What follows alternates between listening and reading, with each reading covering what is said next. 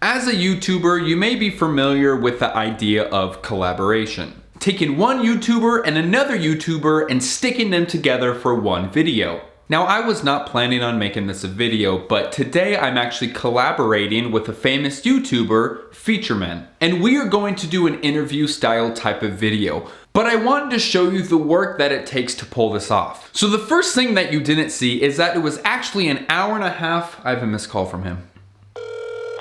Hello. Hey, Tom. How you doing there? Good, how you doing? Great.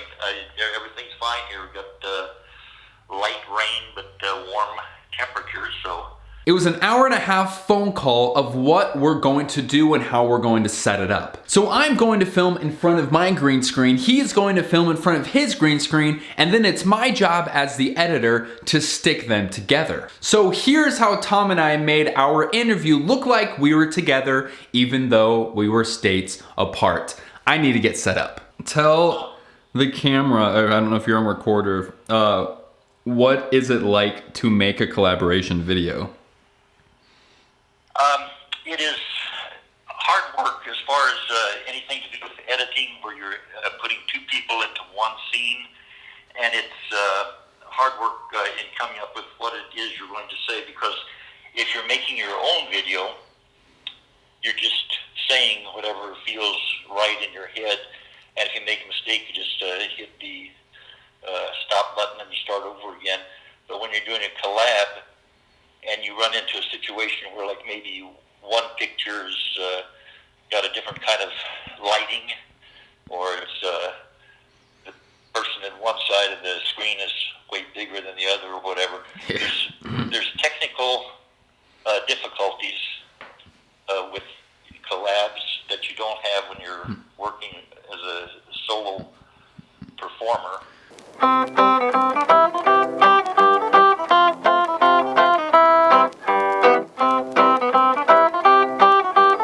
Able to send me a quick picture of what yours looks like with you sitting and everything. I want to make sure that we're seeing just as much as me.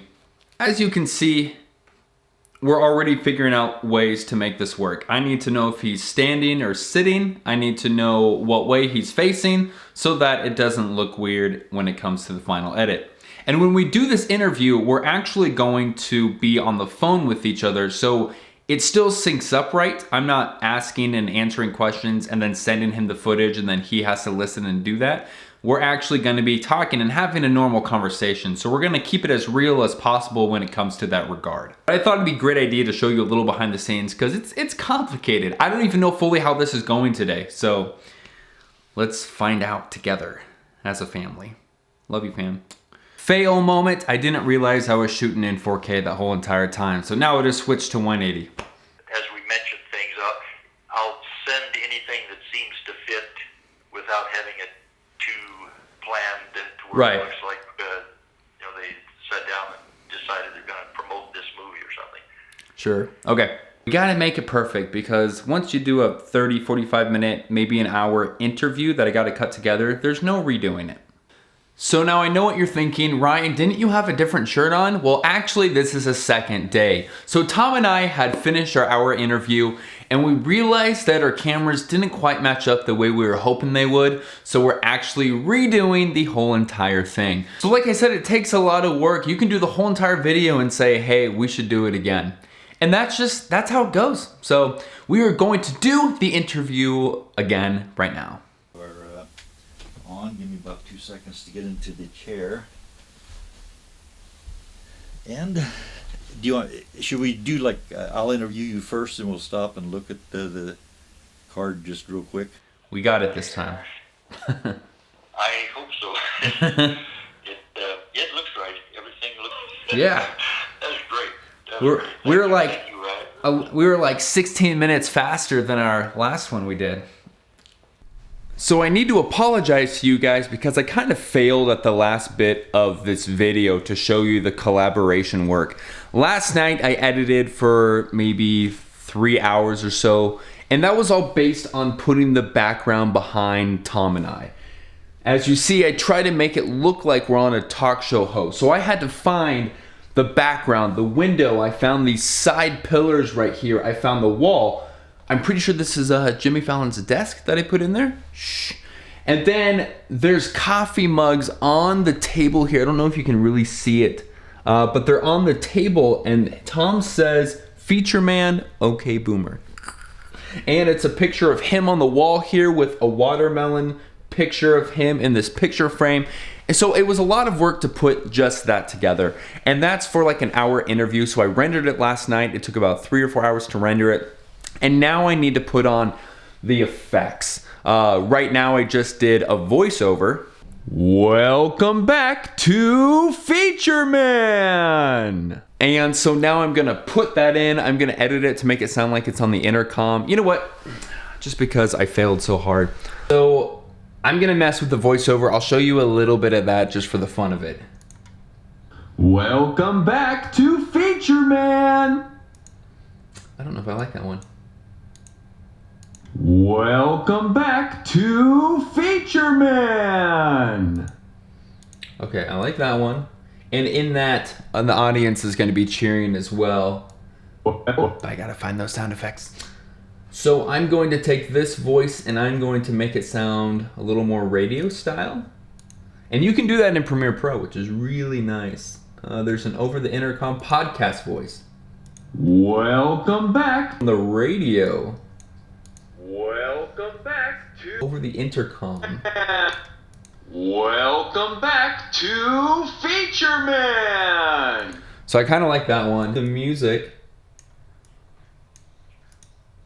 Welcome back to Featureman! Hello, YouTubers, YouTuberettes.